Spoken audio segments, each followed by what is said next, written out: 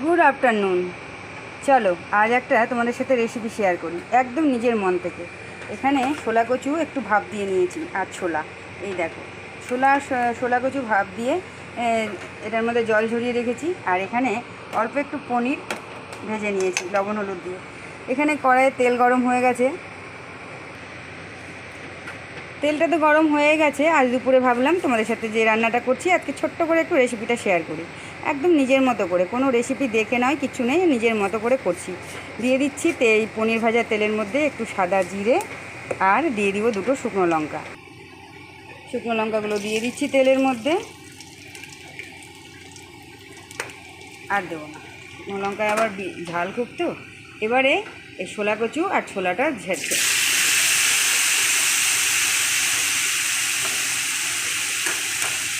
বাকি যেটুকু ছোলা কচু আছে এর মধ্যে সবটুকুই জলটা ঝরিয়ে এবারে দিয়ে দেব। বাকি যেটুকু ছোলা কচু আর ছোলা আছে সেটুকু জল ঝরিয়ে দিয়ে দিলাম।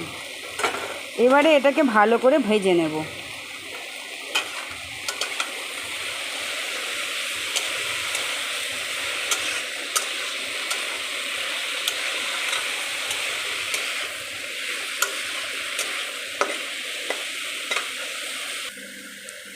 দেখো মোটামুটি ছোলা কচুটা ভাজা ভাজা হয়ে এসছে। এবারে আমি এর মধ্যে লবণ হলুদ সমস্ত মশলা এবারে দিয়ে দেব। দেখো ছোলা কচু আর ছোলা একদম পুরো ভাজা ভাজা হয়ে গেছে সুন্দর করে। আর এখানে আমি মশলা রেডি করে নিয়েছি।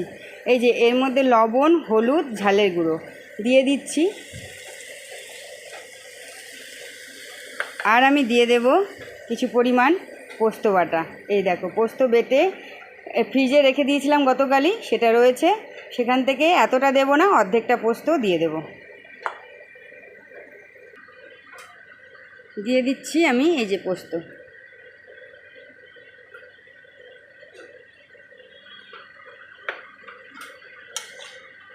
এবারে এটাকে ভালো করে মিশিয়ে দেব।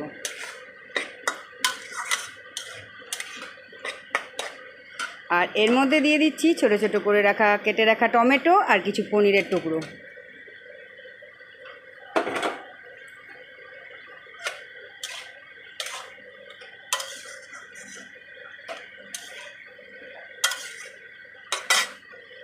গ্যাসটাকে বাড়িয়ে দিই, গ্যাসটা সিম করা ছিল। এবারে ভালো করে সুন্দর করে কষাবো।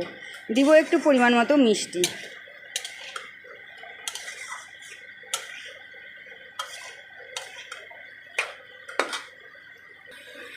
এবারে আরেকটু দিয়ে দিচ্ছি এর মধ্যে ছোটো ছোটো করে কেটে রাখা ক্যাপসিকাম। সব কিছু দেওয়া হয়ে গেছে, শুধু মিষ্টিটা বাকি আছে। মিষ্টিটাও দিয়ে দেবো। একটু ভালো করে কষিয়ে নিই, তারপরে মিষ্টিটা দিচ্ছি।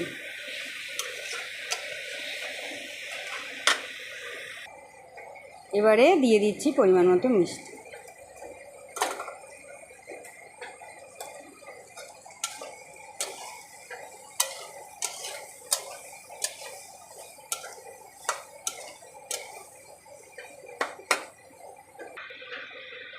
এখন দিয়ে দিচ্ছি হালকা করে 2-3টে কাঁচা লঙ্কা।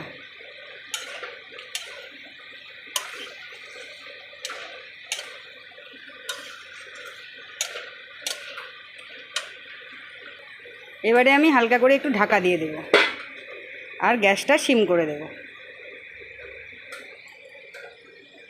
গ্যাস সিম করে দিলাম আর হালকা করে ঢাকা দিয়ে দিলাম। কিছুক্ষণ 10 মিনিটের মতো এটাকে রেখে দেব। চলো মোটামুটি তরকারিটা হয়েই এসছে। এবারে দেখি তুলে দিই ঢাকাটা। এই দেখো তেল ছেড়ে গেছে একদম সুন্দর। আশা করি খেতে ভালোই হবে। তবে একদম নিজের মন থেকে, নিজের মনের রেসিপি, কোথাও দেখে নয়, কোথাও কিছু করে নয়, একদম সাধারণ একটা রেসিপি। তো ভাবলাম এভাবে করে ফেলি। তো চলো রান্নাটা কমপ্লিট। চলো কচু রান্নাটা হয়ে গেছে, তরকারিটা হয়ে গেছে। এবারে একটুখানি সর্ষের তেল। সর্ষে পোস্ত রান্নাতে একটু নামানোর সময় তেল দিলে না বেশি সুন্দর হয়।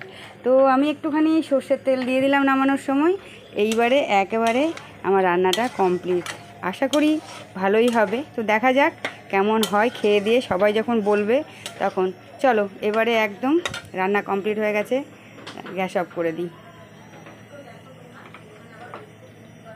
হয়ে গেল।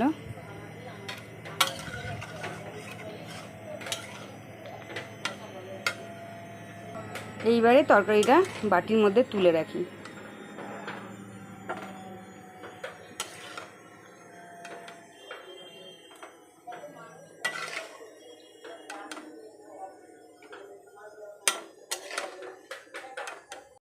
দেখো রান্নাটা হয়ে গেছে, আর একটু একটু করে তেলও ছেড়েছে রান্নাটার থেকে, দেখছো?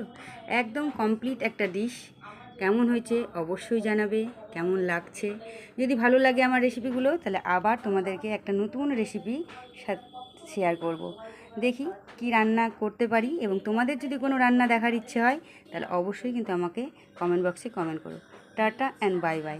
গোটা রান্নাটা দেখে, পুরো রেসিপিটা দেখে যদি ভালো লাগে তাহলে অবশ্যই তোমরা করে খাবে বন্ধুরা। চলো টাটা।